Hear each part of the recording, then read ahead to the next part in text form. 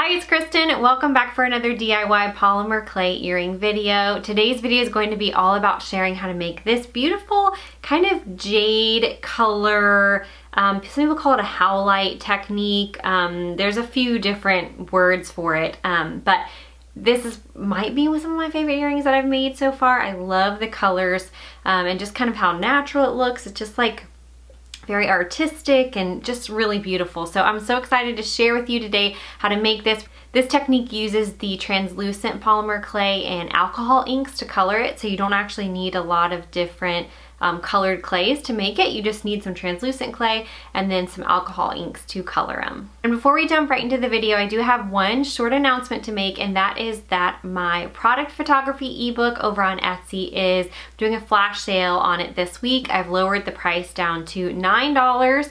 So if you are looking for that, it was $29, and I've heard from a lot of people saying that it's really been helpful to them. So if you are looking to sell some sort of handmade item online, whether that be clay earrings or something else, this product photography ebook is for you. We go over the details, whether you are shooting with, your camera phone or maybe an entry-level DSLR or a nicer DSLR. We talk about lighting and different techniques and things to use just to get those products and things to pop. So if you're interested in that, I'll have a link to it in the description box down below, and you can check it out on my Etsy shop.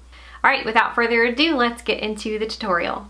So as I mentioned, we're going to be using the translucent clay. I am using the Primo clay, and then I have the Let's Resin inks. I got a really large pack on Amazon for quite inexpensive, and I'll link the exact package that I got in the description box down below.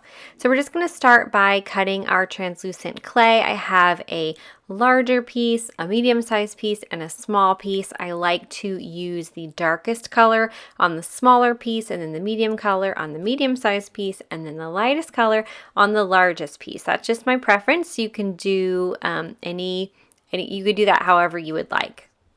I like to start just by adding a dot of each of the colors to the bits of clay, and then with gloved hands I just work that into the clay the best that I can, and then once I feel like the color is not coming off on my hands anymore, then I feel like it's safe to go ahead and run it through my pasta machine to really get all the color incorporated. And remember, you can always add more color, but you can't really take it away, so be a little more conservative. So here we are with all the colors out of the pasta machine. I'm happy with the different colors, and if I wasn't happy with them, at this point I would just add a little bit more of the coloring to them, do the same process of rubbing it in and running it through the pasta machine. But since I'm happy with them, I'm going ahead and rolling these out, and we are going to get our tissue cutter, tissue blade, and get these chopped up into tiny little pieces.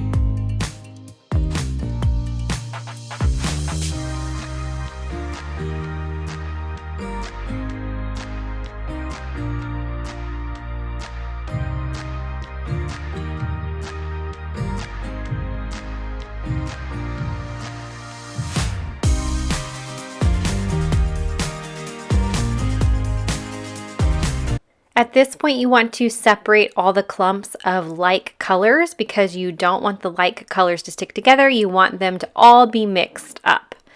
And then we're going to take just our white craft paint and spread it over the top, as well as a little bit of this liquid Sculpey. This is just going to help bond everything together. And get your gloves on again and get mixing. Just get all of the pieces coated in the white paint.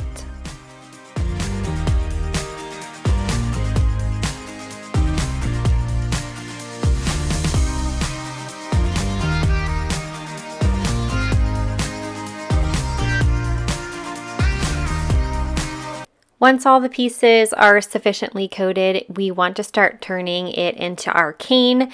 And so you can either make a circular cane, or I like to make more like a square or rectangle cane. And so we just do this by pressing it together in our hands. You want to avoid air pockets and things in the center of the cane. So that's why you're pressing and just getting everything to kind of, hold together in this cane for us. Once you're happy with your cane, you're going to set it aside to dry for at least several hours. I often will leave mine overnight, so set it aside and let it dry. So here we are the next day. My cane has dried and it's time to go ahead and slice it open. This is like Christmas morning or something, like the anticipation, like not really knowing what what it all is going to look like. So look how pretty that is. I'm just so pleased with it.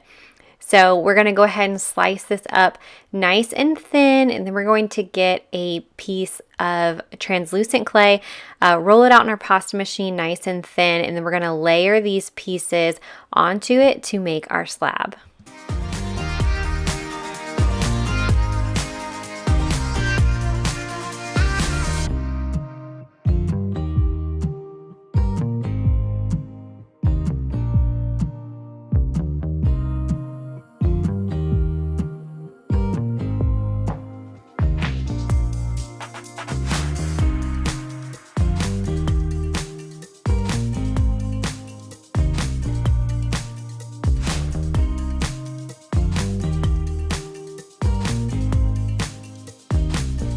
So here we are layering our pieces onto the slab. You can pay close attention to when you're placing these to make sure that you don't get ones that match next to each other, that kind of thing. You can be as particular as you want about this, but go ahead and lay them all out. And then at this point, after I have them laid out, I like to go ahead and let it dry again, because the paint on the inside of the cane can be wet. If you can see, it's kind of getting on my fingers a little bit.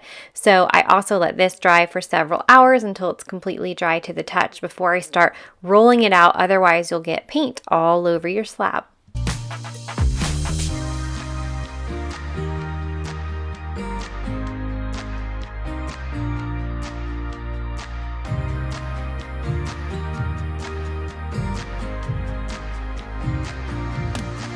And once it's dried, you can start to roll it out. And I like to start by using the acrylic roller and then move to my pasta machine.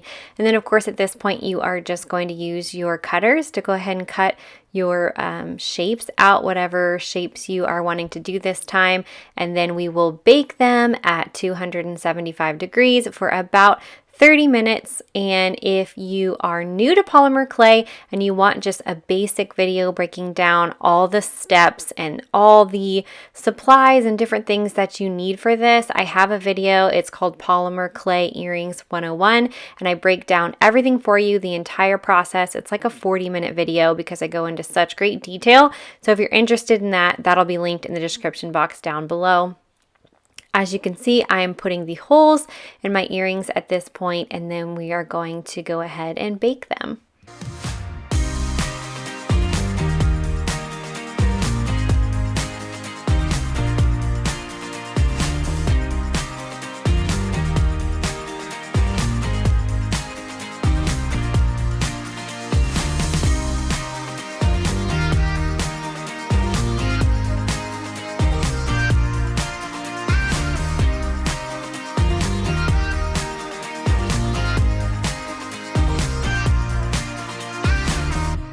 Thanks for watching this video today. I hope you enjoyed it. Don't forget to check the description box down below for all my links and resources and links to all the things that I used in this video today. Again, thanks for watching. I hope you enjoyed it, and I will see you in my next video. Bye.